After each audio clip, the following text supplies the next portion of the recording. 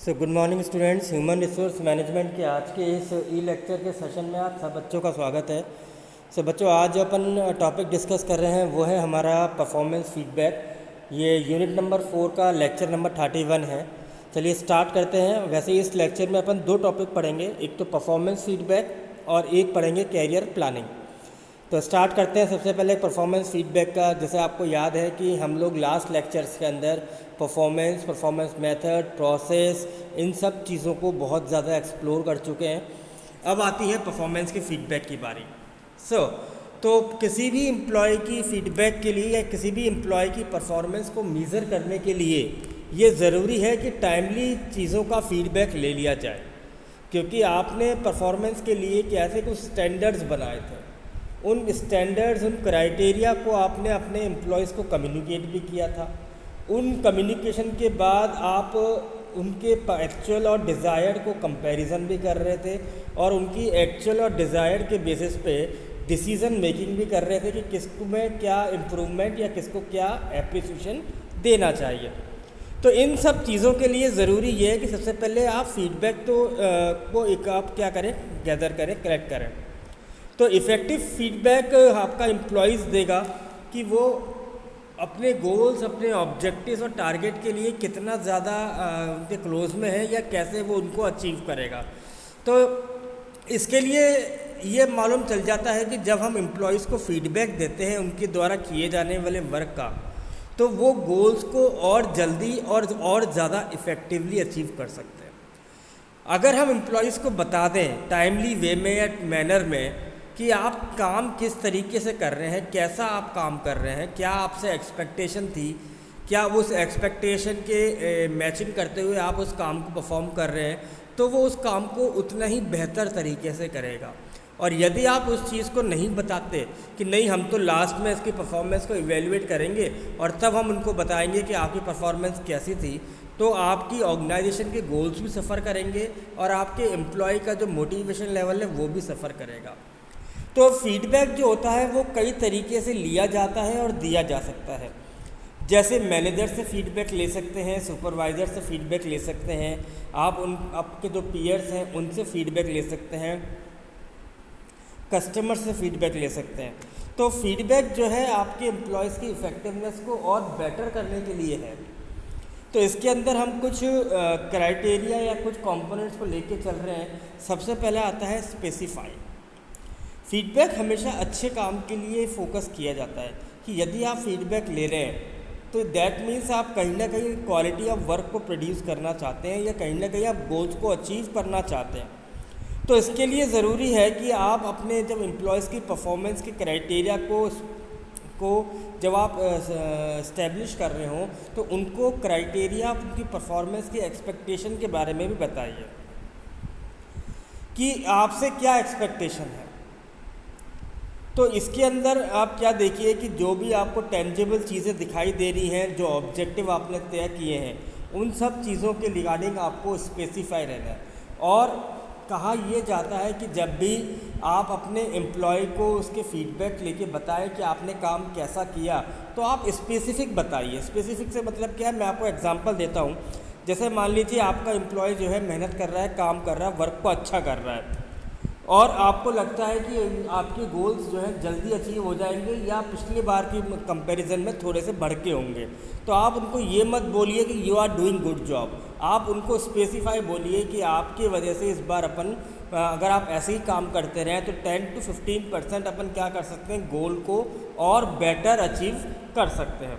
तो यहाँ हम उसको स्पेसिफिक तरीके से बता सकते हैं कि आप कैसे गोल्स को अचीव करें। देन आता है टाइमलीनेस। यदि आप अपने एम्प्लॉयज़ को टाइमली इंफॉर्मेशन दे रहे हैं और उनसे टाइमली इंफॉर्मेशन रिसीव कर पा रहे हैं कि वो काम उसको कैसे करना चाहिए और उसने काम कैसा किया, इन दोनों कंडीशन में हमें टाइम को बहुत ज़्यादा इम्पोर्टेंस देनी पड़ेगी। क्योंकि यदि आप इंफॉर्मेशन फीडबैक उसको दे रहे हैं तो आप इम्प्रूवमेंट बता सकते हैं, और यदि आप उससे उसके काम का फीडबैक ले रहे हैं तो आप उसके काम में अगर कोई गैप है तो उसकी प्लानिंग आप कर सकते हैं टाइमली। इसलिए हमारे लिए ये टाइमलीनेस जो है ये एक इम्पॉर्टेंट फैक्टर है और एक इम्पोर्टेंट कंपोनेंट भी है। यदि आपका एम्प्लॉय गोल्स को अचीव कर रहा है, जल्दी कर पाएगा, तो आप उसको बताइए कि आप इस गोल को जल्दी अचीव कर पा रहे हैं, जिसके लिए आपको रिवॉर्ड या आपको इंसेंटिव या कुछ भी जो आपकी कंपनी का है वो आप उसको ऑफ़र करने वाले हैं, तो वो और जल्दी उस काम को बेटर तरीके से कंप्लीट करेगा। देन आता है मैनर। मैनर क्या कहता है कि फीडबैक इस तरीके से लिया जाना चाहिए ताकि आपकी एम्प्लॉय की परफॉर्मेंस जो है इम्प्रूव हो। मान लीजिए अगर कि पीपल ने आपको रेस्पॉन्स किया कि मेरे पास ये इन्फॉर्मेशन है रिगार्डिंग द वर्क, तो अब आपके ऊपर है कि आप उसकी इन्फॉर्मेशन को किस तरीके से एक बता रहे हैं कि उसको पॉजिटिव चीज़ें नज़र आए। तो फीडबैक जो होता है ना वो हमेशा पॉजिटिव वे में लेना चाहिए। तो इसका मतलब ये नहीं है कि हम इन्फॉर्मेशन जो है वो शुगर कोटेड या फिर ले तरीके से ले, नहीं। इन्फॉर्मेशन हमेशा एक्यूरेट होनी चाहिए, इन्फॉर्मेशन हमेशा फैक्ट के बेसिस पे होनी चाहिए और इन्फॉर्मेशन हमेशा कंप्लीट होनी चाहिए। तो अब आप चाहें तो इन्फॉर्मेशन अपने एम्प्लॉय को दें या उनसे इन्फॉर्मेशन रिसीव करें, ये 3 पॉइंट्स हमें हमेशा ध्यान रखना चाहिए। अगर आप फीडबैक को और अच्छा इफ़ेक्टिव तरीके से करते हैं तो आपका एम्प्लॉय रीइंफोर्स होता है कि इसको चीज़ें सही करने से कैसे करनी है, और फ्यूचर के अंदर भी वो इस चीज़ को और बेटर तरीके से परफॉर्म कर सकता है। यदि मान लीजिए आप उसको डरा रहे हैं, धमका रहे हैं, क्रिटिसाइज़ करते हैं, तो कहीं ना कहीं एक दिन वो आपकी बात को सुनना छोड़ देगा या फिर बहुत परेशान होगा तो वो कंपनी स्विच कर देगा। तो दोनों ही कंडीशन में क्या होगा, आपकी ऑर्गेनाइजेशन के ऑब्जेक्टिव्स पे इम्पैक्ट पड़ेगा। तो यदि हम इस फीडबैक को इफ़ेक्टिव तरीके से लेते हैं तो हम ये एक परफॉर्मेंस मैनेजमेंट सिस्टम का ही उसको पार्ट भी मानते हैं, क्योंकि इफ़ेक्टिव फीडबैक आपके इंडिविजुअल और टीम इन दोनों की परफॉर्मेंस को इम्प्रूव करेंगे और आपकी ऑर्गेनाइजेशन के अंदर भी सक्सेस या इफेक्टिवनेस को क्रिएट करते हैं। अब हम बात करते हैं नेक्स्ट टॉपिक, जो मैंने आपसे कहा था स्टार्टिंग में कि हम कैरियर प्लानिंग के बारे में भी बात करेंगे। तो सबसे पहले हम बात करते हैं कैरियर की। देखिए कैरियर क्या होता है। कैरियर होता है कि वो सीक्वेंस ऑफ एक्टिविटीज़ जो कि एक पर्सन एक्सपीरियंस करता है डिफरेंट जॉब्स को करते वक्त। तो ये क्या है, ये एक रिलेशनशिप देखा जाता है बिटवीन द वन और मोर ऑर्गेनाइजेशन और द इंडिविजुअल्स के बीच में। जैसे आज मान लीजिए मुझे 18 ईयर्स का एक्सपीरियंस है, तो जब मैंने अपना कैरियर स्टार्ट किया था after graduation, PG post graduation, तब से लेके आज तक मैंने डिफरेंट ऑर्गेनाइजेशन के साथ काम किया। तो हर ऑर्गेनाइजेशन के साथ काम करने में मुझे कुछ चीज़ें सीखी जो कि मेरे कैरियर के रिगार्डिंग मैंने उनको इम्प्लीमेंट किया, अपने कैरियर को आगे बढ़ाने में इम्प्लीमेंट किया। तो कैरियर हमारे को हमारे एक्सपीरियंस से आता है। जितनी चीज़ें हम सीखते हैं, जितनी जगह हम चीज़ों को इम्प्लीमेंट कर पाते हैं ना, उन सब चीज़ों से हमारा कैरियर जो है डेवलप होता है। तो एडविन डी फिलिपो ने भी यही बताया था कि कैरियर क्या होता है, एक सीक्वेंस है, पर ये सेपरेट होता है। तो सेपरेट किससे है, जो काम आप कर रहे हो ना उसके साथ। तो ये क्या है, सीक्वेंस ऑफ एक्टिविटीज़ है। तो क्योंकि आप जितनी चीज़ें एक साथ जैसे करते आ रहे हो और आप फ्यूचर में भी कर रहे हो, तो उतना आपको अच्छा एक्सपीरियंस होगा, और जितना आप एक्सपीरियंस और लर्निंग करेंगे उतना आप उस चीज़ में एक्सपर्ट होते जाएंगे। जितना आप एक्सपर्ट होते जाएंगे उतना आपके कैरियर रिगार्डिंग फ़ायदा आपको पहुंचता चले जाएगा। फिर आता है कैरियर डेवलपमेंट। देखिए कैरियर डेवलपमेंट क्या है कि जब हम अपने कैरियर पर फोकस ना करके सिचुएशंस पे और प्रेजेंट्स में देखने लग जाते हैं तो हमारा कैरियर डेवलपमेंट रुक जाता है। तो कहा यह जाता है कि आप प्रेजेंट में जो एक्टिविटीज़ या जो वर्क कर रहे हैं उनसे जो आप एक्सपीरियंस सीखते हैं ना, उनको आप अपने फ्यूचर के कैरियर के लिए इसको एक्सपेरिमेंट करिए, उसको आप कोशिश करिए उसको यूज़ करने की। तो तभी आप लॉन्ग टर्म अपने कैरियर को देख पाएंगे। कुछ एम्प्लॉयज़ जो होते हैं जब स्टार्टिंग करते हैं तो मतलब फैंटेसी वाली ड्रीम्स में रहते हैं। नहीं, हमें फैंटेसी में नहीं रहना, हमें हमारे कैरियर की प्रैक्टिकल चीज़ों को देखना है, फैक्ट को देखना है, और वर्क से रिलेट करते हुए हम अपनी चीज़ों और अपने कैरियर को हमें बिल्डअप करना होता है। देखिए एम्प्लॉयज़ तो वैसे भी एजुकेटेड होता है, हम एम्प्लॉयज़ को एजुकेशन दे भी सकते हैं, उनकी नॉलेज भी इंक्रीज़ कर सकते हैं ट्रेनिंग के थ्रू, हम उनकी स्किल्स को भी बढ़ा सकते हैं। और यदि उनकी स्किल्स बढ़ रही है और वो काम अच्छा करता है तो परफॉर्मेंस अप्रेजल में उनको रिकॉग्निशन भी दे सकते हैं, रिवॉर्ड भी दे सकते हैं। तो जब ये चीज़ें होती हैं तो उस पर्सन का, एम्प्लॉय का जो कैरियर है ना, वो धीरे धीरे बढ़ने लगता है। यदि वो अच्छी परफॉर्मेंस देता है और कंपनी उसको प्रमोशन दे रही है, एप्रिसिएशन दे रही है, रिकॉग्निशन करती है, तो उस प्रकार से वो अपने कैरियर को धीरे धीरे और बढ़ा सकता है। यदि आज का पर्सनल मैनेज एडमिनिस्ट्रेशन देखा जाए तो वो फ्यूचर को ध्यान में रख के किया जाता है। तो होता क्या है कि जो एक्टिविटीज़ आप पास्ट में कर चुके, उन एक्टिविटीज़ से सीख के हमें प्रेजेंट में उनको क्या करना है, एम्प्लीफाई करना है या उनको प्रैक्टिकली करना है। और जो हम प्रेजेंट में सीख रहे हैं उसको हमें फ्यूचर के पर्पज़ से देखना है कि ये हमारे कितने काम आएंगे। ठीक है, ऐसे ही देखिए कि ऑर्गेनाइजेशन में कई बार क्या होता है कि ऑर्गेनाइजेशन के अंदर बहुत सारे एम्प्लॉयज़ जो हैं अपने बिहेवियर की वजह से ही बहुत कुछ चीज़ें सीखते हैं। और एम्प्लॉय का जो एटीट्यूड और बिहेवियर होता है ना, वो बड़ा कांस्टेंट होता है। यदि वो काम कर रहा है, परफॉर्मेंस दे रहा है और उसको एप्रिसिएशन मिलता है, तो वो पॉजिटिव वे में अपने फ्यूचर को बिल्डअप करता है। और यदि परफॉर्मेंस नहीं कर पा रहा तो वो क्या होगा, वो अपने कैरियर को कभी बिल्डअप नहीं कर पाएगा या कैरियर उसका वहीं रुक जाता है। तो आप अपने कैरियर को जितना जल्दी सोचेंगे, अपने कैरियर के बारे में जितना जल्दी सोचेंगे, उतना आपके लिए फ़ायदेमंद होता है। तो कैरियर डेवलपमेंट क्या होता है कि कैरियर डेवलपमेंट के अंदर हम कुछ सेट ऑफ प्रोग्राम्स को डिज़ाइन करते हैं जो कि हमारे इंडिविजुअल की नीड्स को मैच करते हैं।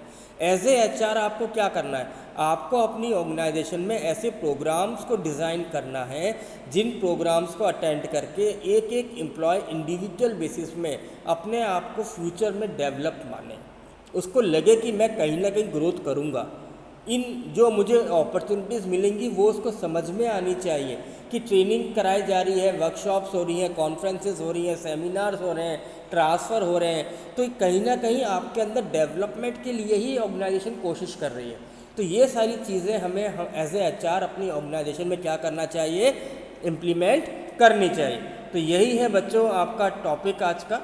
अभी थोड़ा सा इसके अंदर एक पेज और है, वो भी अपन देख लेते हैं। वो है हमारा कैरियर प्लानिंग। तो कैरियर डेवलपमेंट के साथ आता है कैरियर प्लानिंग।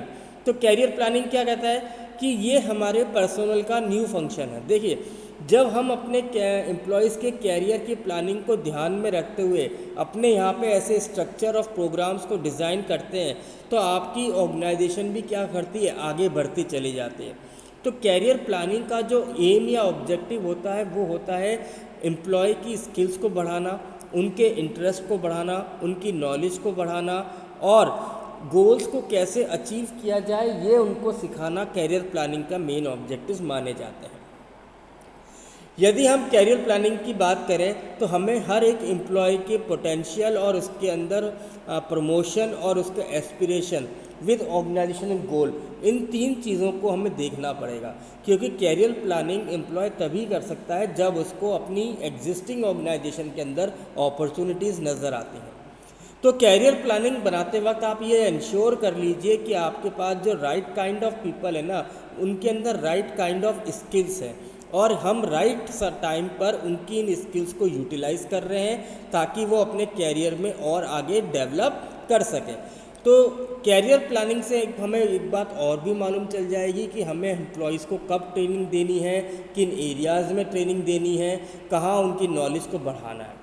तो यदि हम ऑब्जेक्टिव्स की बात करें तो कैरियर प्लानिंग का ऑब्जेक्टिव क्या होता है, सही एम्प्लॉयज़ को अपनी ऑर्गेनाइजेशन में संभाल के रखना, उनके लिए मैपिंग करना कि फ्यूचर में वो कैसे आगे बढ़ सकते हैं। अगर आपकी ऑर्गेनाइजेशन में बहुत ज़्यादा लोग स्विच करते हैं तो उसको स्टॉप किया जा सके थ्रू कैरियर प्लानिंग। आपकी ऑर्गेनाइजेशन के गोल्स को अचीव करने के लिए भी हम कैरियर प्लानिंग को एक वेपन या एक टूल की तौर पे यूज़ कर सकते हैं। आपकी ऑर्गेनाइजेशन के अंदर टैलेंटेड लोगों को अपग्रेड करने का काम भी हम कैरियर प्लानिंग से कर सकते हैं। एम्प्लॉयज़ के मोरल और मोटिवेशन देने का काम भी हम कैरियर प्लानिंग से कर पा रहे हैं। कैरियर प्लानिंग कंपनी की या ऑर्गेनाइजेशन की लॉन्ग टर्म स्ट्रेटजी को भी शो करता है। कैरियर प्लानिंग से एम्प्लॉयज़ की स्किल्स बढ़ रही है, इंटरेस्ट बढ़ रहा है, नॉलेज बढ़ रही है, तो कहीं ना कहीं वो ऑर्गेनाइजेशन की प्रोडक्टिविटी में भी काम आएगा। और कैरियर प्लानिंग से हम अपने एम्प्लॉयज़ को बेटर यूटिलाइज़ कर पा रहे हैं, बेटर रिसोर्सेज यूटिलाइज़ कर पा रहे हैं। ये हमारे लिए फ़ायदा होता है कैरियर प्लानिंग से। अब सवाल ये आता है कि ज़रूरत क्यों है। ज़रूरत है हमारे कैरियर प्लानिंग की। ज़रूरत इसलिए है क्योंकि इससे हमें नई हाइट्स के बारे में मालूम चलता है, हमें नई मंजिलें मालूम चलती हैं हमारे एम्प्लॉयज़ को। उनको समझ में आता है कि गोल्स और नए गोल्स कौन से बन सकते हैं। उनकी परफॉर्मेंस मीज़र करने में हमें कैरियर प्लानिंग काम आता है। एम्प्लॉय के टर्नओवर को रोकने के लिए और रिटेंशन को बढ़ाने के लिए कैरियर प्लानिंग काम में आती है। एम्प्लॉयज़ को ट्रेनिंग, एजुकेशन और इंटरेस्ट डेवलप करने में कैरियर प्लानिंग काम में आती है। उनके मोराल और उनके मोटिवेशन को और उनके एनकरेज को या उनके एंथुजियाज्म को बढ़ाने के लिए कैरियर प्लानिंग काम में आएगी।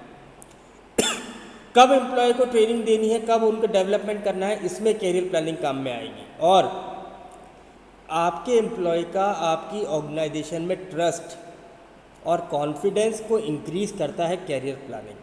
तो यही था बच्चों आज का टॉपिक। आई होप कि आपको समझ में आया होगा। Thank you very much.